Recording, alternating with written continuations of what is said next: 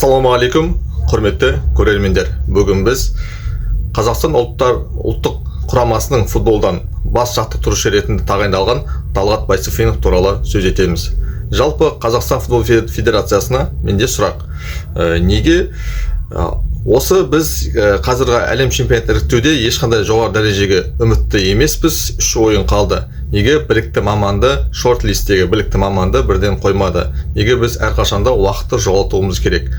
Осы кезде 3 ойынды жақсы маманға беріп, жастарымызды осы 3 ойынға қойып, реттестіріп, схемасын болсын, қандай ойыншы біздің ойынымызға келеді ұлттық құрамаға, қайсысы жарамды физикалық тұрғыда, соны 3 ойынға негізі сынау қажет еді.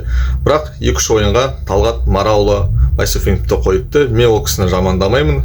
Жалпы алдағы уақытта бәрібірде жаңа жаттықтырушы келеді, Европада жаңа маман келеді.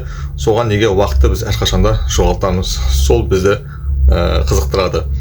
Егер сіздің ойыңыз басқаша болса, пікір қалдырыңыз, парақшама жазылыңыздар. Келесі кездескенше ағайын.